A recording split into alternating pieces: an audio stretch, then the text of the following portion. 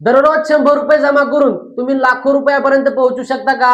बरेच लोक म्हणतील हे शक्य नाही, पण आज मी तुम्हाला असं सिस्टम दाखवणार आहे त्यामध्ये तुम्ही छोट्या रकमेपासून लाखो रुपयाची कमाई करू शकतात. हे श्रीमंताचं गुपित आहे, हे सामान्य माणसंही करू शकतात. नमस्कार, मी नवनाथ आणि तुम्ही पाहत आहात नवनाथ आंधळे.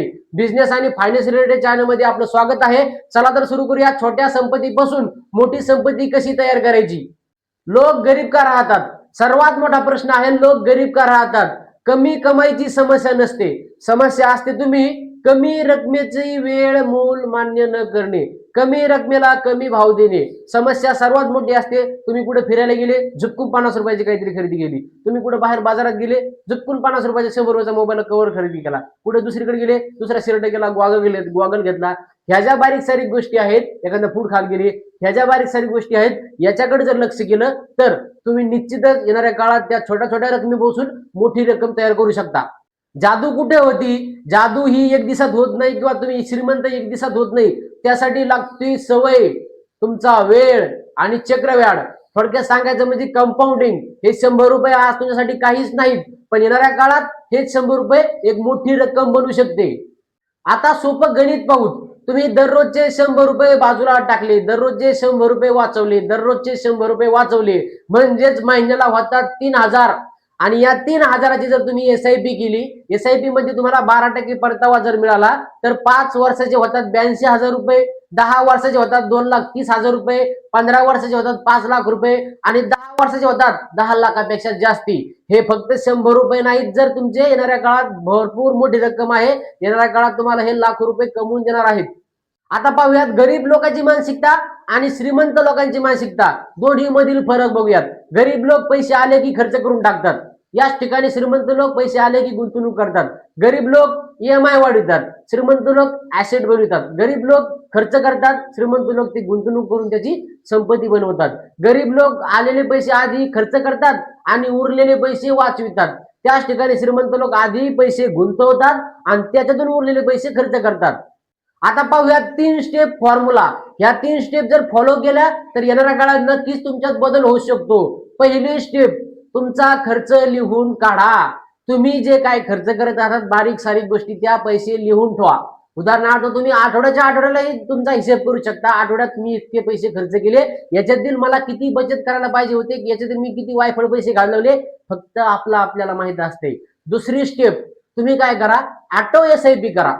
कुठेही गुंतवणूक करायच्या ठिकाणी तुम्ही ऑटो करून टाका, म्हणजे ऑटोमॅटिक तुम्ही महिन्याला 10 तारीख ठरवली, 10 तारखेला तुम्ही महिन्याला 500 रुपयाची SIP केली, 500 रुपयाची SIP 10 तारीख आली की झुकून तुमचे पैसे काढतात. तुम्हाला त्याचा लोड येणार नाही, तुम्हाला कळणारही नाही की माझे पैसे कटलेत, मी SIP करतोय, मी गुंतवणूक करतोय. ऑटो SIP करा. आणि तिसरी स्टेप ही महत्वाची आहे, निदान 10 वर्षे तरी थांबा. सर्वात महत्वाची वेळ म्हणजे संयम आणि त्या गोष्टीला दिलेला वेळ. तुम्ही त्या गोष्टीला वेळ द्या. येणाऱ्या काळात हीच रक्कम तुमच्यासाठी लाखो रुपये कमवून देऊ शकते. येणाऱ्या काळात ही छोटी रक्कम तुम्हाला श्रीमंत बनवू शकते. या 3 गोष्टी फॉलो करा. एक सोपं उदाहरण पाहूया. एका मुलाने 22व्या वर्षी 3,000 रुपये महिन्याने SIP सुरू केली.